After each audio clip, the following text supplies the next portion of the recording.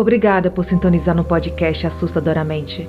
O caminho para o terror começa aqui, e não há como voltar atrás.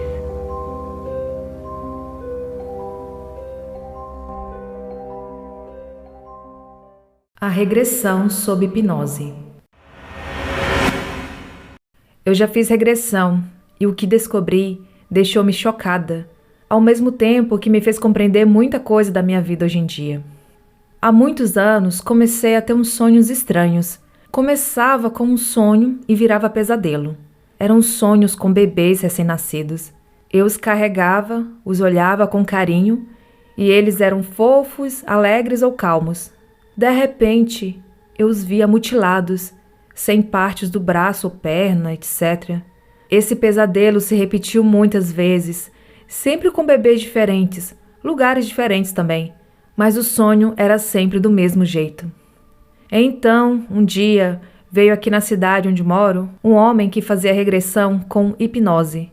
Ele ficou muitos dias na cidade, acho que uma semana mais ou menos.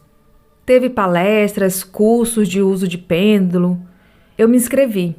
E ao fazer a regressão com hipnose, eu me vi em um casarão antigo com roupas antigas.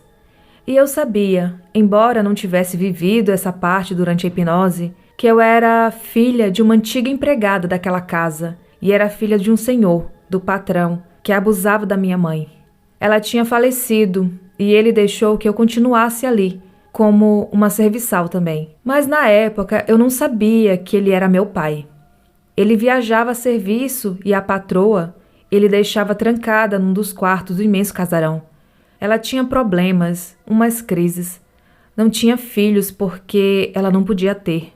E era expressamente proibido, por ordem dele, tirá-la do quarto enquanto ele estivesse fora.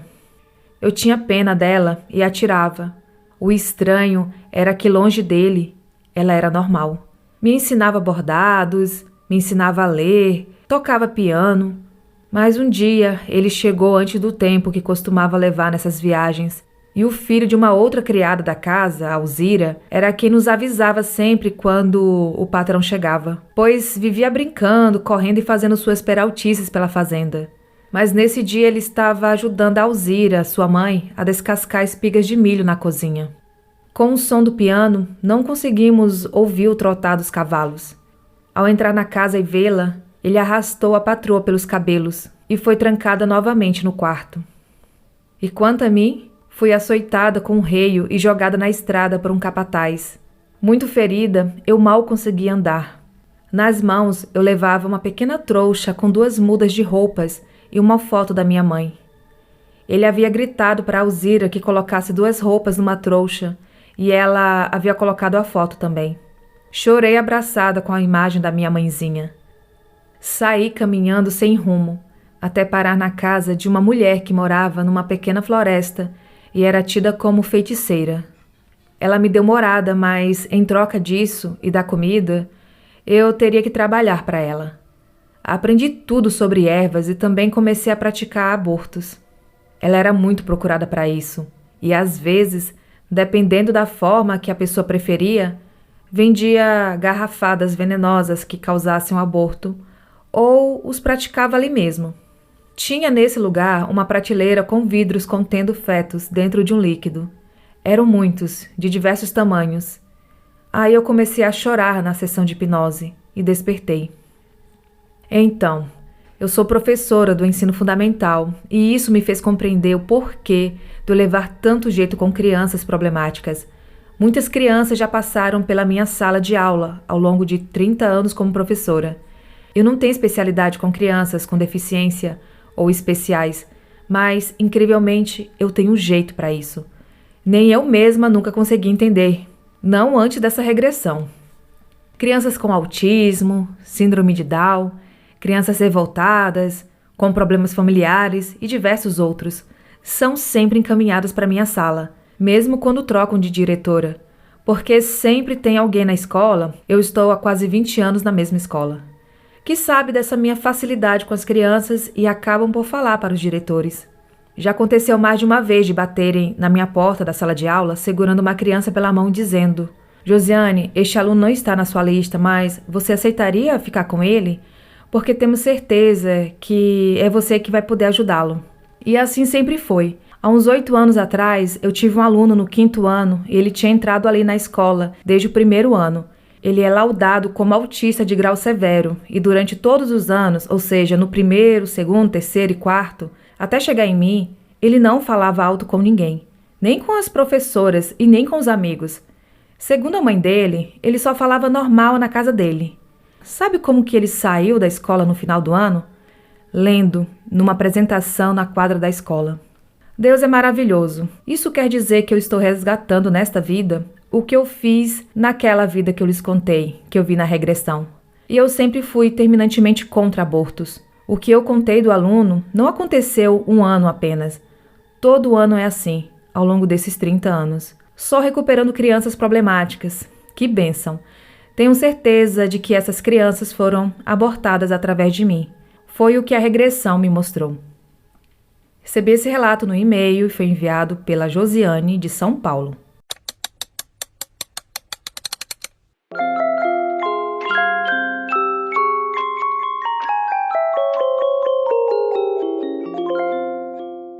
A casa da minha infância.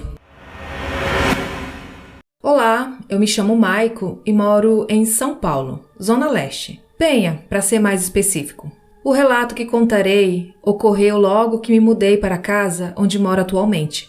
Para maior entendimento, terei que voltar até o momento em que a casa foi apresentada aos meus pais. Era final de novembro de 2002. Eu tinha entre 7 e 8 anos, eu não me lembro exatamente. Morávamos com a madrinha da minha irmã. A minha mãe era muito ausente na época, pois não gostava do lugar onde morávamos, mas a madrinha da minha irmã era muito compreensiva. Certo dia, meu pai saiu do trabalho, passou em casa e me convidou para ir à casa da minha tia, com o intuito de conhecer a nossa nova casa com a minha mãe. Fiquei muito feliz. Finalmente estava saindo daquele lugar sepulcral. Chegando na casa da minha tia, a minha mãe estava lá com 2 dos meus irmãos. Algumas horas se passaram e um senhor que aparentava ter entre 65 a 70 anos veio atrás da minha mãe e ouvi-lhe perguntar se ela gostaria de ver a casa naquele momento. Eu, empolgado, me prontifiquei a ir com ela. A casa ficava ao lado da casa da minha tia, cerca de 2 minutos de distância. Durante esse meio tempo, ouvi o senhor pedindo desculpas para minha mãe devido ao estado da casa. Imaginei que estava em situação deplorável, bagunçada, sei lá. Mas chegando lá, o que vi foi aterrorizante. Uma criança ver aquela cena terrível foi o fim do mundo. Entrando pelo portãozinho e dando alguns passos, avistamos a janela do quarto, que estava escancarada. De frente à janela havia uma cama de casal, e sobre ela estava o corpo da esposa do senhor, coberto por um lençol branco. Aquela cena ficou cravada em minha mente. Nunca havia presenciado nada parecido. Por fim, fiquei do lado de fora enquanto a minha mãe olhava a casa. Naquele momento, não sabia se queria morar ali, por ter presenciado aquela cena macabra. Quando a minha mãe saiu do local, parecia satisfeita. Eles apertaram as mãos e então seguiram de volta para a casa da minha tia. Em dezembro daquele ano, lá estávamos nós. Esticando mais um pouquinho o relato, tem um outro caso que aconteceu nessa casa. Isso aconteceu uns 2 meses após nos mudarmos para lá. Era fevereiro de 2003. A casa é simples, cozinha, sala, quarto e banheiro. O meu quarto era para ser a sala, mas como eu não queria ficar sozinho, meus pais montaram minha cama no quarto junto aos meus irmãos. Eu tinha alguns brinquedos, dentre eles tinha um que era o que eu mais gostava, o Fofão. Amava aquele boneco, que era praticamente do meu tamanho. Vivia brincando de luta com ele. Para onde eu ia, levava ele junto. Quando chegava a hora de dormir, meu pai seguia a mesma rotina. Apagava a luz da cozinha, da sala, do quarto e deixava a TV ligada, com stand-by de 2 horas para dar tempo de eu conseguir dormir. Às vezes, eu via a luz da cozinha acender, mas sempre achava que era minha mãe ou meu pai usando o banheiro ou algo assim. Então eu voltava a dormir. Certo dia, eu ouvi alguém falar: "Que tal a gente brincar na cozinha?" Achei que estava sonhando, até que bateram no meu pé e falaram: "Vamos?" Então, como reflexo, joguei meus braços para o lado, à procura do meu fofão, e ele não estava lá. Nessa hora veio um raio na minha mente. Levantei devagar e quando olhei para frente, eu vi as costas do boneco. Enquanto andava com aqueles cabelos de um lado para o outro, vi ele acender a luz da cozinha e passar pela porta. Achei que ainda estava dormindo, então levantei e fui até a cozinha para confirmar se aquele fato era mesmo verídico. Desci do beliche e fui devagar em direção à cozinha. Chegando até a porta, avistei o boneco no chão, como se estivesse me esperando. Repentinamente, ele fez um barulho estranho. Então, como reação, corri gritando meus pais e chorando que nem um maluco. Meus pais perguntaram o que havia acontecido e eu contei tudo para eles. Porém, como todos os pais, disseram que foi apenas um pesadelo, coisa da minha cabeça. Mesmo assim, eu peguei o boneco e o joguei na caçamba que estava na minha rua, de modo a evitar que tal paranormalidade acontecesse novamente. E esse foi meu primeiro momento estranho nessa casa. Contarei mais relatos, porque faz 20 anos que moro no mesmo lugar.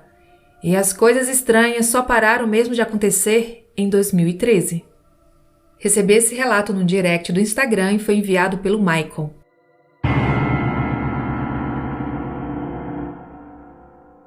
A Floresta Encantada. Olá, me chamo Adjairo Arruda. Tenho 21 anos e atualmente moro em Sidrolândia, Mato Grosso do Sul. Antes de começar a contar o relato, gostaria de pontuar algumas coisas. Desde criança, sempre fui muito sensitivo com o mundo espiritual. E quando me tornei adolescente, tive um interesse gigantesco pela magia. E até hoje, estudo e pratico.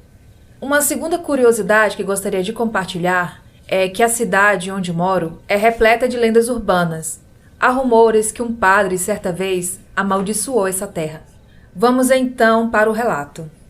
Certa vez, à noite, eu e um grupo de amigos resolvemos ir em uma cachoeira em nossa cidade para ver como era a mata no período noturno. E claro, queríamos um pouco de aventura. Sempre fomos nessa cachoeira de dia, então conhecíamos bem o terreno onde estávamos entrando. Antes de ir até lá, reuni o pessoal e disse: "Galera, vamos entrar um lugar sagrado e devemos entrar com muito respeito, sem fazer nenhum tipo de piada ou falar algo que seja desrespeitoso. Para mim, a floresta é um lugar sagrado, já que acredito que nas matas vivem muitos seres sobrenaturais." Todos concordaram com o que eu havia dito e então seguimos rumo ao nosso destino, que era cercado por uma mata. Chegando na entrada da trilha que nos levaria até a cachoeira, reuni todos novamente e requisitei que cada um pedisse licença antes de entrar. Todos assim fizeram e então prosseguimos na nossa aventura. Um pouco mais à frente, comecei a sentir que tinha algo que estava nos observando entre as árvores da trilha. Nisso comecei a sentir uma energia muito forte e selvagem, como se algo não quisesse que adentrássemos mais a fundo na mata até chegar na cachoeira. Novamente disse ao pessoal que estava comigo: "Galera, acho melhor não fazermos isso e voltar para a cidade. Eu não estou sentindo que somos bem-vindos aqui." Todos começaram a rir, dizendo ser coisa da minha cabeça e que eu estava com medo. Mais adiante, a trilha se bifurcava. Um caminho levava à cachoeira, que era o nosso objetivo, e o outro levava a uma trilha onde geralmente realizavam trabalhos de magia e despachos. E adivinha onde todos, menos eu, preferiu ir? Exatamente, para o caminho onde eram feitos os trabalhos de magia. Sim, meus amigos mudaram a rota totalmente porque queriam mais emoção. Eu, como estudo magia há um bom tempo, sabia que essa foi a pior decisão tomada, mas simplesmente eu resolvi não falar mais nada nessa altura do campeonato. Quando adentramos a trilha, a energia começou a ficar mais pesada e todos ali presentes começaram a sentir e simplesmente continuavam a caminhar, e eu sentia que algo estava nos seguindo desde a entrada.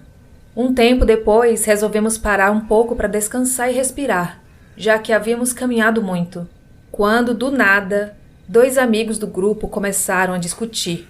Se xingavam com uma raiva que não tinha motivo algum. Começaram a jogar verdades na cara um do outro, sem ter motivo para isso. Na hora eu senti que tudo aquilo não era natural. e comecei a ouvir algumas gargalhadas no mato ao nosso redor. Prontamente disse que já era hora de irmos embora, pois as coisas começariam a piorar. Todos concordaram, já que o clima não estava legal, e depois a discussão ficou pior ainda. Estávamos retornando quando percebemos que estávamos andando em círculos na mata, e o pânico se instalou. Dentro da minha cabeça, uma voz começou a ressoar. Vocês estão brincando com os espíritos da mata. Vocês estão brincando com os espíritos da mata. Essa frase vinha repetidamente. Tentávamos sair de lá utilizando as bússolas dos celulares, mas sempre voltávamos para o mesmo lugar. Até que percebi a burrada que fizemos. Desesperado com a situação, afirmei termos desrespeitados os espíritos da mata e que eles estavam nos punindo por entrar em um lugar sagrado com intenções supérfluas. Foi então que requisitei que todos ficassem juntos, enquanto eu me afastaria um pouco para pensar em como sair daquela situação. Me afastei do grupo, não tanto a ponto de perder de vista. Então fiz o que a minha intuição mandou. Respirei fundo e comecei a pedir desculpas para os espíritos que ali residiam. Pedi ajuda para o meu caboclo da Umbanda, seu Pena Branca. Na época, eu era umbandista. E comecei a clamar para que pudéssemos sair dali em paz. Naquele momento, senti que uma boa energia se aproximou e me guiou até encontrar o caminho para sair daquela mata. Voltei rapidamente e pedi a todos que me seguissem. Novamente, dentro da minha cabeça, eu ouvia: ouça as águas, elas vão te ajudar. Ouvi o barulho das águas que vinham da cachoeira e tentei segui-las. Depois de muito esforço, conseguimos achar a cachoeira e finalmente nos tranquilizamos, já que sabíamos como sair de lá, pois a cachoeira era um ponto de referência muito forte. Saímos de lá e voltamos para a trilha. Passado um tempo, conseguimos sair da mata. Todos bem e muito apavorados com a experiência que vivenciamos. Quando saímos, alertei a todos. Galera, o que fizemos foi um desrespeito, e por este motivo tudo isso aconteceu. Temos que ser gratos porque poderia acontecer coisas bem piores. Todos concordaram com a minha fala e disseram que também perceberam a baixa energia desde o início. Nunca mais fizemos isso novamente. Serviu de grande aprendizado. E deixo um alerta. Galera, a mata é um lugar sagrado e dentro dela habitam seres que vocês nem fazem ideia. Nunca cometam essa mesma loucura. Um dia em 2008. Eu tinha 18 anos quando esse fato aconteceu. Estávamos no ano de 2008. Nessa época, passei um período morando com a minha tia na Itália, em uma pequena cidade chamada Mortara, uma província de Pavia, na Lombardia. Estávamos em julho e, para fugir um pouco do clima, decidimos passar alguns dias na região de Piemonte. Fomos então para Casa Pinta, província de Biella, já que por lá havia uma propriedade que pertencia à família. Como ainda não conhecia a cidade, fiquei levemente empolgado e curioso, até porque era uma daquelas cidades realmente pequenas, próxima a montanhas, onde havia a possibilidade de encontrarmos alguns cogumelos. Após cerca de 1 hora de viagem, chegamos ao entardecer. A casa ficava quase no centro de uma vila visivelmente antiga e provavelmente mal administrada, com edificações geminadas. Não sei o porquê de terem feito daquele jeito, mas para termos acesso aos pisos superiores da residência, era necessário sair e subir por uma escada externa de metal, e por essa razão, na primeira noite ficamos todos no térreo, onde ficava a sala, cozinha e um dos banheiros. No dia seguinte, por questões urgentes e inesperadas no trabalho, meu tio precisou regressar logo cedo para a Lombardia, ficando no local apenas a minha tia, meu primo, que na época estava com um pouco mais de 3 anos, e eu. Ao entardecer daquele dia, resolvi dar uma volta pela cidade, só para conhecer mesmo. Ao regressar, notei que uma das janelas de uma propriedade vizinha havia uma senhora meio escondida, na penumbra do cômodo, me observando. Deixei estar e entrei comentando sobre o ocorrido para minha tia, que logo avisou. Esse pessoal do lado é meio estranho mesmo. Naquela noite, como o tempo deu uma virada e esfriou um tanto, decidimos ficar no térreo mesmo, pois era ali onde tinha o melhor aquecedor. Ao amanhecer do dia seguinte, após irmos ao mercadinho da cidade, resolvi pegar a chave e bisbilhotar os andares de cima e talvez encontrar um local onde pudesse rabiscar um pouco enquanto estivesse por lá. Havia outros 2 andares na casa, cada um composto por um quarto, sendo o último uma suíte. O primeiro, isto é, aquele que a escada externa dava acesso, era bem desconfortável. Tinha uma coleção de bonecas de porcelanas antigas, daquelas que parecem que te seguem com os olhos, e outras quinquilharias. Eu não vou mentir, algumas me interessaram, mas o desconforto causado pelas bonecas não me permitiu ficar muito tempo ali. O segundo andar, que tinha como acesso uma pequena escada caracol adicionada ao no primeiro, era mais adequado. Havia apenas uma cama de casal no meio, um pequeno guarda-roupa e a porta do banheiro que eu não cheguei a abrir. Como havia uma janela, fiquei por lá algum tempo sentado, observando o vale que ficava atrás da vila e a paisagem que o desenho das montanhas criava. Devo ter ficado lá por quase 2 horas, perdido em pensamentos. Quando desci, notei que embaixo da cama tinha uma senhora deitada me olhando. Mas por incrível que pareça, não senti medo ou desconforto. Ela me olhava com o mesmo olhar perdido que eu estava enquanto admirava a existência durante aquele período que fiquei sentado lá. É claro que eu não retornei àquele quarto durante o restante do tempo que fiquei hospedado na casa. Passaram-se 2 dias e nada relevante aconteceu, com exceção da vizinha que ficava escondida me encarando. Mas eu já tinha me acostumado. Logo depois do almoço, meu tio ligou avisando que viria nos buscar para voltarmos a Mortara. Tendo isso em mente, então, começamos a organizar a casa com a intenção de deixá-la como a encontramos. Ao anoitecer, fui, a pedido da minha tia, jogar os lixos nos cestos que ficavam um pouco à frente na rua, uns 300 metros de distância mais ou menos. Para chegar neles, tinha que sair da vila e andar um tantinho. Feito isso, regressei à vila e notei que a senhorinha curiosa da janela não estava me encarando, e sim olhando fixamente para o portal da vila, pelo qual eu havia atravessado para entrar. Achei estranho e instintivamente me virei para olhar. Sim, eu me arrependo disso. Havia lá, ocupando quase toda a entrada, uma massa densa e escura que aparentemente surgia do solo e estava ganhando forma. Fui andando de costas sem me virar para a aparição quando, faltando alguns passos da porta da casa que eu estava, vi um rosto formado naquela massa. Ele estava de cabeça para baixo e tinha olhos amarelos, ou algo próximo disso. Ouvi a vizinha rezando enquanto aquela criatura se aproximava. Consegui entrar em casa e fechar a porta como se nada tivesse acontecido. Após alguns minutos, coisa de meia hora, meu tio chegou e fomos embora. Na saída, eu vi a vizinha novamente me encarando, dessa vez com luz acesa. Eu jamais me esquecerei daquele dia em 2008.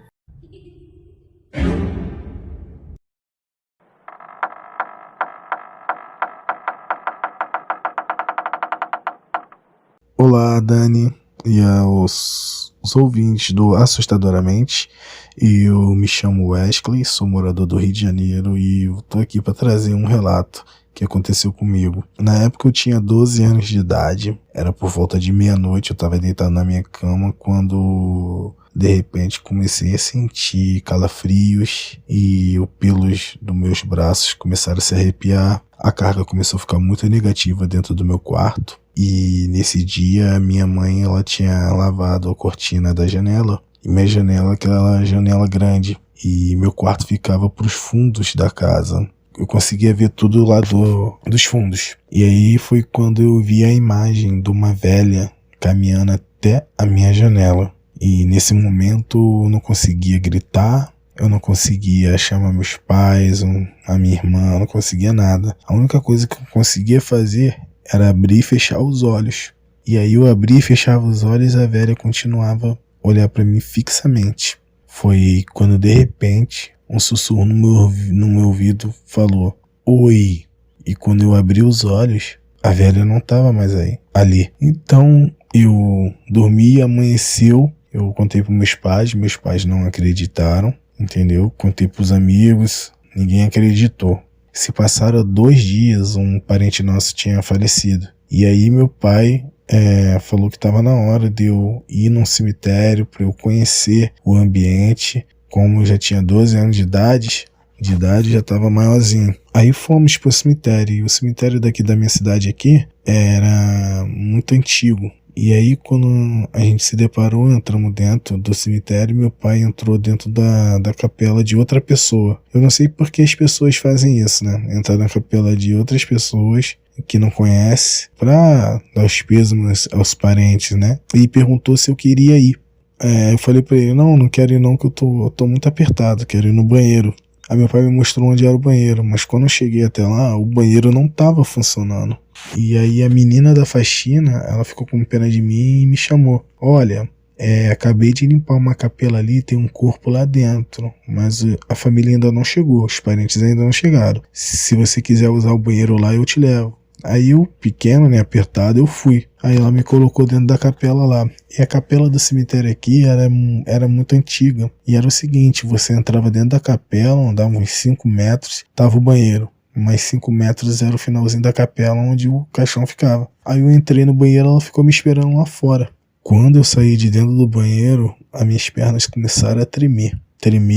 Os pelos do meu braço se arrepiaram. E a mesma presença que eu senti lá no quarto. E aí eu não sei por que eu fiz aquilo naquele dia. Em vez de eu tentar sair da capela, eu fui andando para trás. Quando eu deparei, eu estava do lado do caixão. Quando eu olhei, o caixão era de uma menina, já uma adolescente entre 25 a 30 anos, mais ou menos.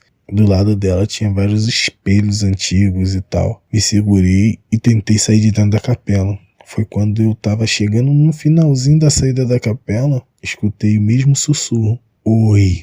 Quando eu olhei pro final da capela, a velha estava aparecendo na imagem do espelho. Aí aquilo me deixou muito com medo mesmo. Aí saí correndo de dentro da capela que a menina não entendeu nada.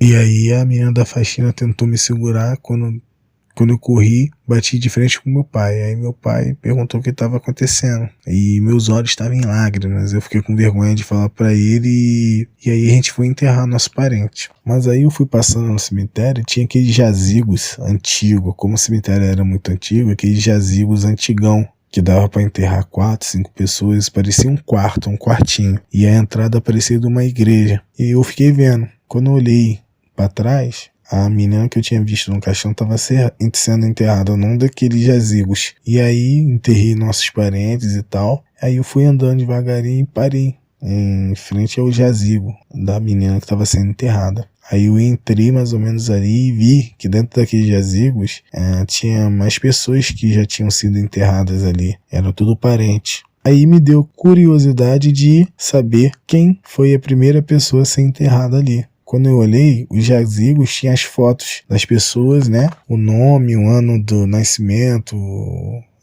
dia, o falecimento e tal. Foi quando eu olhei a primeira pessoa que foi enterrada naquele jazigo ali. Era justamente a velha que eu vi no meu quarto e dentro da capela. E lá no finalzinho estava escrito ano e dia do falecimento. 6/6/1936.